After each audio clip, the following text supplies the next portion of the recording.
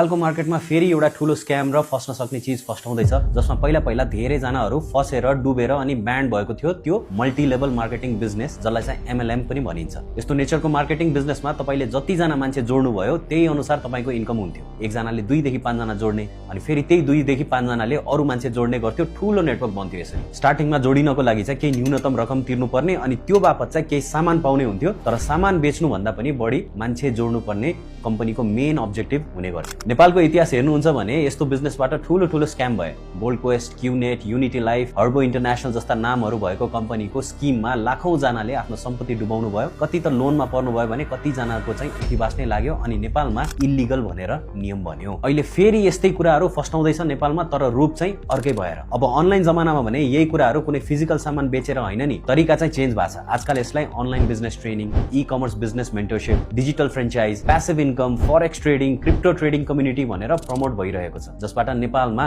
घरमै बसेर मजाले डलर कमाउन सक्नुहुन्छ। फोनबाट नै लाख कमाउन सक्नुहुन्छ। अनलाइन बिजनेस हो, एमएलएम होइन है। आजै जोइन गर्नुस्, लाइफ चेन्ज हुन्छ जस्तो शब्द र राम्रो वेबसाइट बनाएर जोइन नौ भनी छ्याप्छ्याप्ती बेच्दैछन्। कतै तपाई पनि यस्तोमा पर्नु भएको त छैन नि? सबै बिजनेस स्क्याम हो भन्न खोजेको होइन, कुन हो होइन छुट्याउन चाहिँ सक्नुपर्छ। एमएलएम मोडल आफैमा स्क्याम होइन, तर पिरामिड मोडल भने चाहिँ 100% स्क्याम हो। कसरी छुट्याउने त भन्दाखेरि बिजनेस चाहिँ रियल हो भने साच्चीकै प्रोडक्ट हुन्छ, त्यसमा कस्टमर पनि हुन्छ, रिभ्यूहरुमा पनि नेपालीहरुको पनि रिभ्यू हुन्छ। विदेशी नामबाट चाहिँ oh this is great, it's change my life भन्ने मात्र हुँदैन। अनि सामान बेचेर नाफा कमाउँछ त्यस्तो बिजनेसले। र नेपालमा यस्तो बिजनेस अपरेट भइरहेको छ भने लिगल हुनको लागि चाहिँ डिपार्टमेन्ट अफ कमर्सको डाइरेक्ट सेलिङ लाइसेन्स पनि हुनु नै पर्छ। अब स्क्यामहरुमा चाहिँ कस्तो हुन्छ त भन्दाखेरि प्रडक्ट ठ्याक्कै यही हुँदैन। कुनै अनलाइन कि केही कोर्स हुन्छ, यसो इनिशियल पैसा तिरे बापत तपाईलाई दिइने, तर तपाईले कसरी कमाउन सक्नुहुन्छ त भन्दाखेरि अर्को मान्छेलाई जोडाइसकेपछि मात्र तपाईको इन्कम चाहिँ एक लेभल पुगेपछि अनि आउन थाल्छ। अनि यति टिम बनाएपछि मात्र एउटा यति इन्कम आउँछ। त्यसपछि मान्छे थपिसकेपछि तपाईको इन्कम बढ्दै जान्छ।